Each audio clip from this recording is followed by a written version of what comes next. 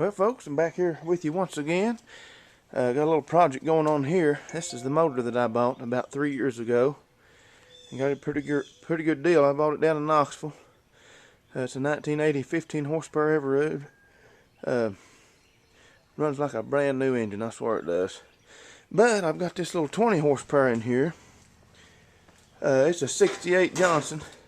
And I've had it sitting in here for 3 years. I traded these motors out. So I've had this one sitting for a while, so I'm going to see if I can get it running again. I need to get the thing running. It's hard on these little motors letting them sit for such a long time. So I'm going to put this on my little boat and take it down here maybe this evening and see if I can get this one to run. But I've got to kind of be careful with it. It's a 20 horsepower, so I'll have to, if I get it running and keep it on the boat for a little while, which I plan to do for like a month or two, and just give it a good run out, I'm going to take the hydrofoil off the other one and put on this one. But this has been a real good little motor. My uncle gave me this about 10 years ago. And I've always used this one as a backup. When my little 15 would mess up or something, I would always use this one. But it runs real well. Or it did when I stopped it. I'd drain the fuel out of it and run it all out before I put it in here. Which you should do on all outboard engines. Because with these new ethanol fuels and everything else, it can mess your carburetor up. So I recommend every time you store an engine, always run your gas out, especially over a month or 2 months or even through the winter or whatever.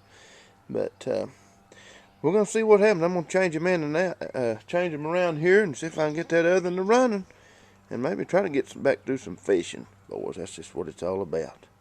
Lord, children. All right, I got it in the water. And I've primed the fuel lines. I don't see no leaks nowhere. Got just enough water where I can get it started for now. Everything looks good, and this motor ain't been run since January 2011. So let's see here what we can do. Choke it. It may take a little while to start. Goodness.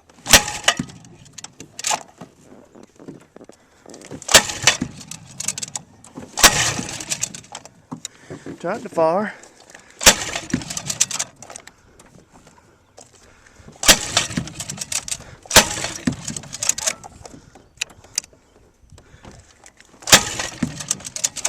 Let me pump it one more time.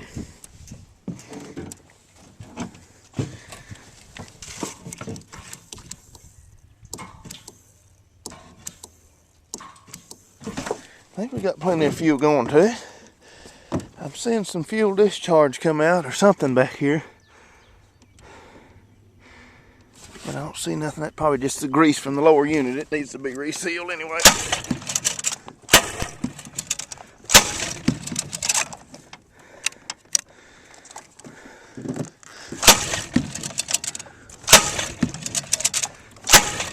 think it's gonna run, boys. Let's see. Okay, it hit there. Then let's see if I can get her going.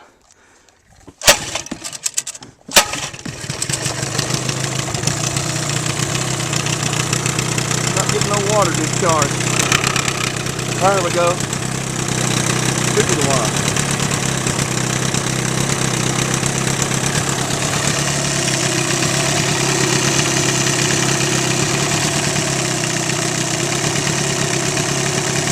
Yeah, that's good. Let's see if I can get it out there in the water now.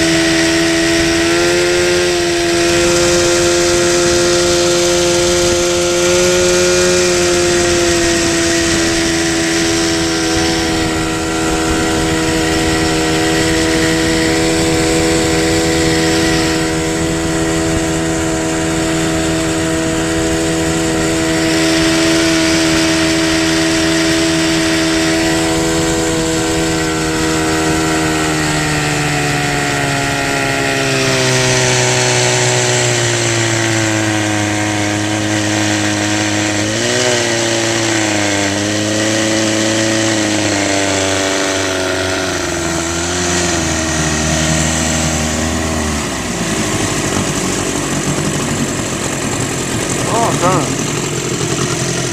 Looks like a scalded dog, boy.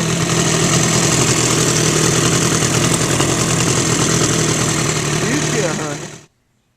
Well, that's got that. I've got a lot of leakage though, these gaskets in here. I had the silicone that in 4 or 5 years ago where it was blowing out water there.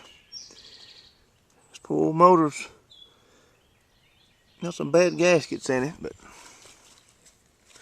but it runs good. Got a little bit of a leak right there squirting out. And down there in the bottom, water's coming out everywhere somewhere down there, so I don't know. Might take it and let this guy out the road work on it here later on this year. Let him put new seals in my gear case and fix my kill switch. It's messed up. Just fix it up, I guess. The old motor brought me through a lot of hard times. My other motor quit. I'd always use this one as a backup, and it did real good. Never has let me down. So, got the original fuel pump. Well, it's been on there ever since I've had it, but